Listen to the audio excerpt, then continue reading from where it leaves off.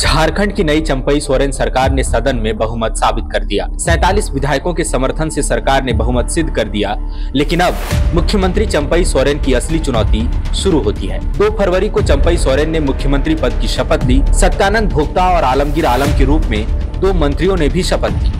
विश्वास मत हासिल करने के बाद अब मुख्यमंत्री के सामने चुनौती मंत्रिमंडल विस्तार की है। हेमंत सोरेन के इस्तीफे के साथ ही पुरानी कैबिनेट भंग हो गई और अब नए सिरे से मंत्रिपरिषद का गठन किया जाना है।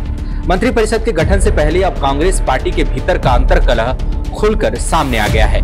वो विधायक जो पिछली दफा कैबिनेट में जगह नहीं पा सके थे, उनके दावों से अंतर्विरोध की बू आ रही है। खासतौर पर जामताड़ा विधायक इरफान अंसारी और बरही विधायक उमाशंकर अकेला ने मंत्री पद पर दावा ठोक दिया है। इसके पीछे दोनों नेताओं के अपने अपने तर्क हैं। मीडिया से बातचीत में इरफान अंसारी ने कहा कि मैं लगातार 2 बार से विधायक हूँ, पढ़ा लिखा हूँ, डॉक्टर हूँ। मंत्री पद पर मेरा दावा बनता है, बाकी फैसला आला कमान को करना है। हालांकि यह पहली बार नहीं है जबकि इरफान अंसारी ने मंत्री पद पर दावा किया हो। अभी 1 हफ्ते पहले ही उन्होंने संकेत दिया था कि यदि पुरानी हेमंत कैबिनेट में शामिल कांग्रेस कोटे के मंत्रियों को रिपीट किया जाता है तो इसका विरोध होगा।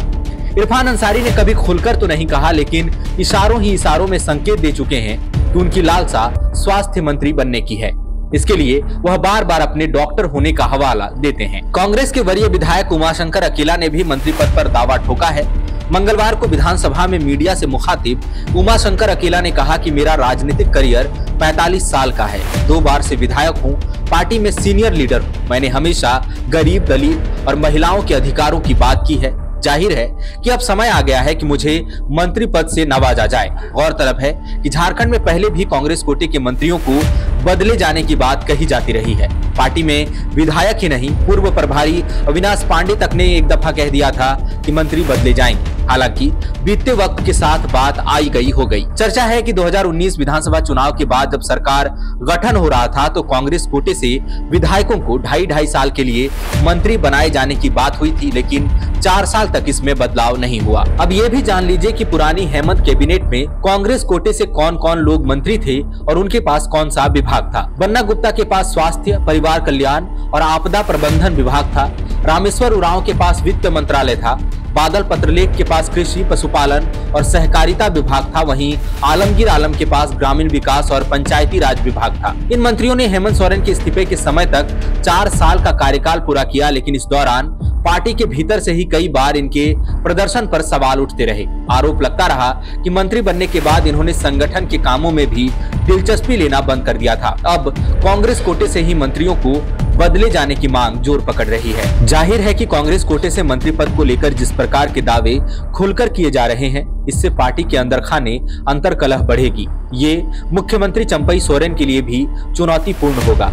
28 जनवरी से लेकर 5 फरवरी तक जिस प्रकार विधायकों को फ्लोर टेस्ट के लिए एकजुट रखा गया, चुनौती होगी कि अब मंत्रिमंडल विस्तार की प्रक्रिया में भी यही एकजुटता बनी रहे।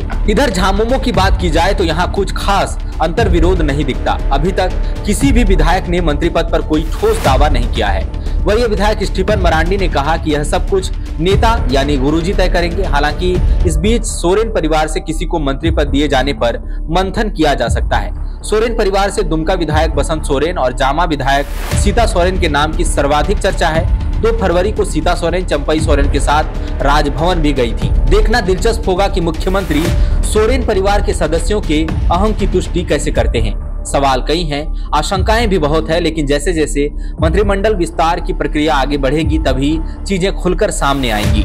TheFollowUp.in Like, share and subscribe. www.thefollowup.in